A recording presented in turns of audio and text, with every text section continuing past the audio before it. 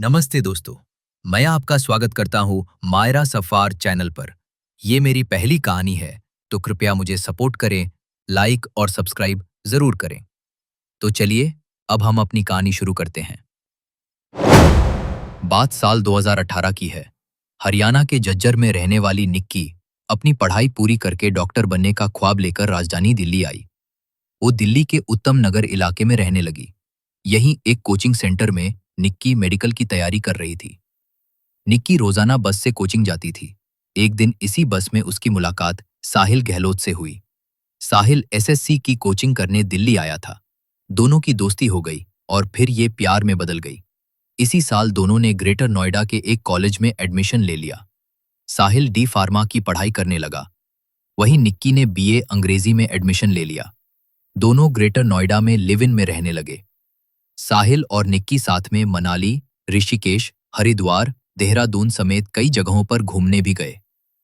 दोनों के बीच सब कुछ ठीक चल रहा था, लेकिन कोरोना के बाद लगे लॉकडाउन में दोनों अपने अपने घर चले गए। साहिल ने अपने घर पर निक्की के बारे में कुछ नहीं बताया। ऐसे में उसके परिवार वालों ने उसकी शादी तय कर दी। शादी के लिए साहिल ने हामी भी भर दी। लॉकडाउन के बाद निक्की और साहिल फिर से साथ में रहने लगे। साहिल की शादी तय होने की बात से निक्की अनजान थी। इसी बीच साहिल की सगाई 9 फरवरी और शादी 10 फरवरी की तय हुई। जब इसके बारे में निक्की को पता लगा तो वो टूट गई। उसने साहिल से शादी ना करने के लिए कहा। दोनों ने गोवा भागने का भी फैसला किया, लेकिन ऐन वक्त पर साहिल इससे मुकर गया। साहिल ने सगाई कर ली। इसके बाद वो निक्की से मिलने भी पहुंचा।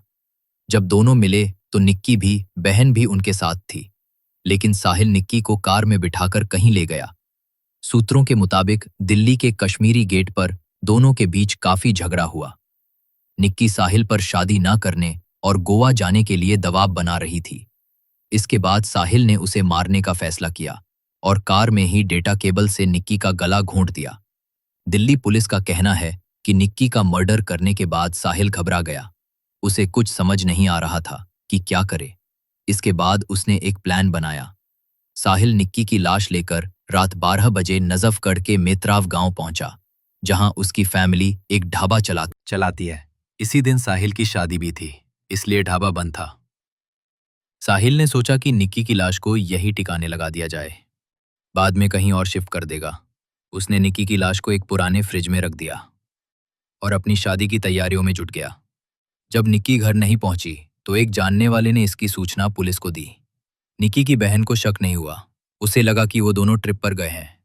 पुलिस की पूछताछ में साहिल ने अपना गुनाह कबूल कर लिया। वहीं निक्की यादव के पिता ने कहा, उन्हें घटना के बारे में कल सुबह पता चला। मेरी बेटी से साथ अन्याय हुआ है। मैं चाहता हूं कि उसे मौत की सजा मिले। उन्होंने बताया कि निक्की बेटी पीएचडी के बाद प्रोफेसर बनना चाहती थी। दरअसल पुलिस के मुताबिक 3 साल पहले साहिल और निक्की की शादी एक मंदिर में हुई थी और निक्की ने अपने परिवार वालों को शादी में शामिल होने का न्योता दिया था। हालांकि दोनों की जाति अलग होने के कारण निक्की के घर वालों को ये शादी मंजूर नहीं थी। साहिल के दोस्तों ने बताया था कि निक्की और साहिल काफी समय से शादी करना चाहते थे और उन्होंने आखिरकार साल 2020 में ग्रेटर नोएडा में रहते हुए शादी कर ली। साहिल गहलोत के घर वालों ने उसकी कहीं अलग शादी तय कर दी थी। इसी के चलते साहिल गहलोत और उसकी live in partner Nikki Yadav के बीच बहस हुई थी। बहस इस हद तक पहुंच गई कि साहिल ने निक्की की हत्या कर दी और उसके बाद निक्की का शव मित्राओ गांव में अपने फ्रिज में छिपा दिया था। अब एक और खुलासा हुआ है। निक्की यादव के उत्तम नगर स्थित फ्लैट से क्राइम ब्रांच को एक अहम डायरी मिली थी। पुलिस का कहना है कि हत्या के पीछे की मंशा को जोड़ने के लिए डायरी एक महत्वपूर्ण साक्ष्य है। 50 पन्ने की डायरी में निक्की ने अपने जीवन के सुखद और दुखद क्षणों को लिखा है।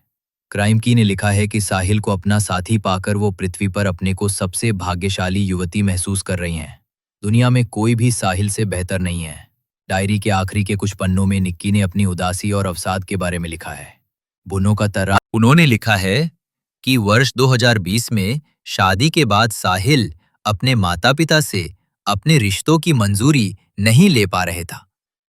साहिल ने निक्की से कहा था कि उसके माता पिता नहीं चाहते थे कि एक लड़की के लिए वो अपने परिवार के खिलाफ जाए।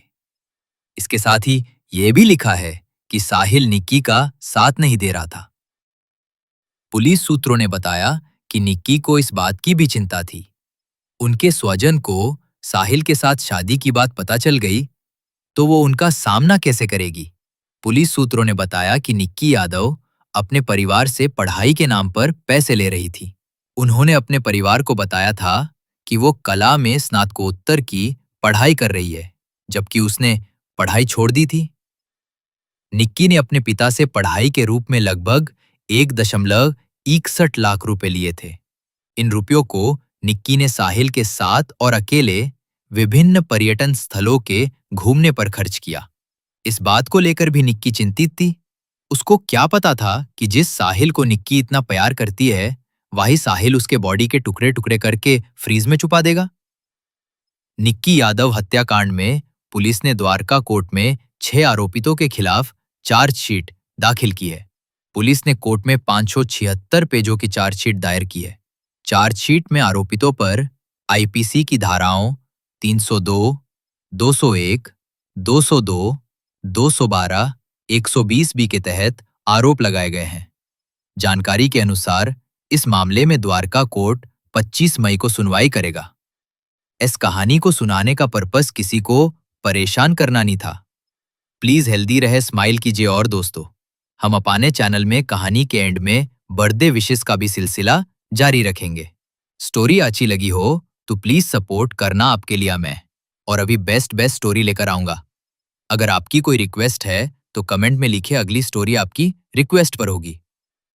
आज कुछ लोगों का बर्थडे है। अनुज भाई का बर्थडे है जो दिल्ली से है।